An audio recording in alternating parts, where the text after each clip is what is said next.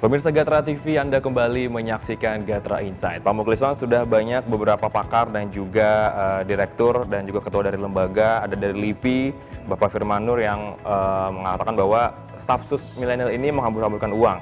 Kemudian juga dari ICW, Mas Kurnia juga, langkah Pak Jokowi ini lamban dan hanya menunggu beberapa keriuhan di masyarakat baru memulai tindakan lagi. Kemudian juga dari teman-teman Indef, dari Mas Bima juga, kartu prakerja ini terkesan memaksa karena kan di pandemi seperti ini rakyat lebih pilih untuk mengenyangkan perutnya sendiri dibanding mempunyai skill. Kemudian juga dari pakar kebijakan publik Trisakti, Bapak Trubus, adanya konflik kepentingan. Nah, kira-kira apakah memang dari langkah ini yang seperti Pak Mukhliswan bilang bahwa staf sus milenial ini dibentuk di November 2019, apakah ini memang kenapa masih tetap dibentuk dan kenapa masih tetap dikukuhkan oleh Pak Presiden itu sendiri? Ya, mungkin saya jelaskan tadi bahwa Presiden pengennya kan memenangkan hati anak muda ya. Dari kecenderungan Pak Jokowi ini dari awal memang pengen dikenal mencari vote mungkin ya, vote gathernya dari anak muda. Dari dia menggandeng anak-anak muda. Meskipun sekarang mungkin di periode kedua ya seharusnya itu tidak dilakukan, atau mungkin kita nggak tahu. Mungkin ini hanyalah sebuah rasa terima kasih gitu ya, balas budi gitu ya. Kita nggak tahu apakah mungkin ada beberapa orang yang di istana itu atau mungkin kerabatnya, kita nggak tahu, kemudian Pak Jokowi berterima kasih lewat situ. Jadi Pak Jokowi ini cenderung merengkuh banyak orang, entah itu dijadikan komisaris, entah dijadikan pejabat di sebuah instansi atau apapun, dan kemudian mungkin ada organisasi sendiri, misalnya kayak sekarang staf khusus ini kan untuk jadi bagian rasa terima kasihnya itu.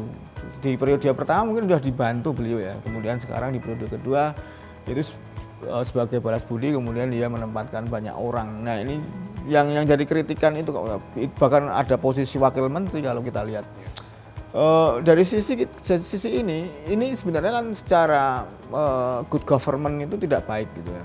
Dalam pengelolaan pemerintahan yang baik, yang harusnya bersih gitu, sebuah organisasi yang terlalu gemuk sehingga tidak bisa berjalan, dan ternyata dengan organisasi gemuk ini tidak menelurkan sebuah kebijakan-kebijakan yang efektif, kebijakan-kebijakan yang dianggap publik berpihak kepada mereka. Ini yang kelihatannya Pak Jokowi tidak memperhitungkan hal itu. Mungkin dari selama 5 tahun awal gitu, karena memang banyak dukungan gitu ya, beliau memaksakan atau bukan memaksakan, mengutamakan kinerja di infrastruktur misalnya, dan itu sangat banyak respon yang positif, dan sekarang tidak ingin juga melanjutkan itu, dan kabarnya ingin melanjutkan soal kebijakan sumber daya manusia yang sekarang tadi Omnibus Law ya, salah satunya yang mendapat kritikan karena terlalu berpihak kepada investor gitu. Ini memperlihatkan bahwa Pak Jokowi tidak fokus lagi dalam terkait soal hak-hak publik atau hak masyarakat, karena mungkin fokusnya sudah pengen menggelar, mungkin kita nggak tahu agendanya Pak Jokowi di periode kedua tadi mungkin sumber daya manusia, tapi bagaimana itu dilakukan itu yang belum kelihatan ininya, bahkan itu malah ternyata merugikan tenaga kerja sendiri, atau mungkin kita kembali soal kartu prakerja gitu. Intinya ternyata memang tidak, hal-hal ini sangat sepele, apa sih itu kartu prakerja, ternyata tidak terlalu dibutuhkan misalnya. Jadi kebijakan-kebijakan yang sia-sia kalau misalnya ini dipaksakan gitu, atau mungkin tidak dievaluasi. Harusnya kalau sudah ada banyak kritikan seperti ini segera dievaluasi, segera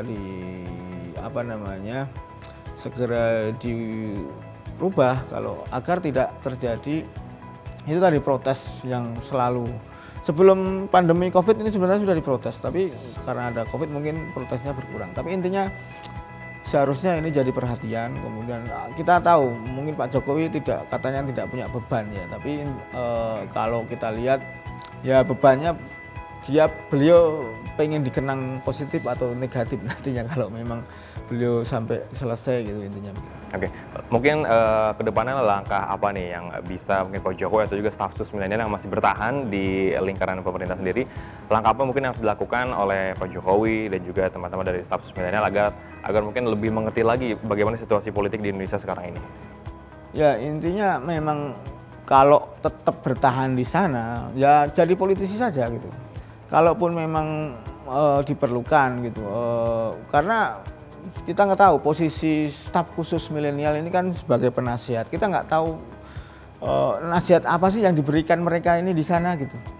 Kalau perlu ya dibuka aja, misalnya hari ini saya sudah memberikan masukan ke Pak Presiden gitu misalnya. Jadi transparansi gitu, jadi publik tahu, oh hari ini staf khusus milenial memberikan nasihat kepada Presiden. Ya itu saja, kalau mau transparansi jadi publik tahu, bisa menilai apakah itu efektif, kebijakan itu dilaksanakan misalnya di kabinet atau dalam staf sus sendiri melakukan kebijakan apa, kita jadi bisa menilai. Kalau selama ini kita nggak tahu staf sus ini dengan gaji yang gede gitu kan, itu efektivitasnya untuk apa sih gitu kan, itu masih publik masih belum dapat jawaban yang jelas. Bahkan Presiden pun kayaknya juga cuma memberikan apa namanya reaksi yang memang terkait misalnya soal pemecatan, tapi tidak soal apa namanya konsep besarnya beliau ini pengennya apa, itu publik nggak tahu.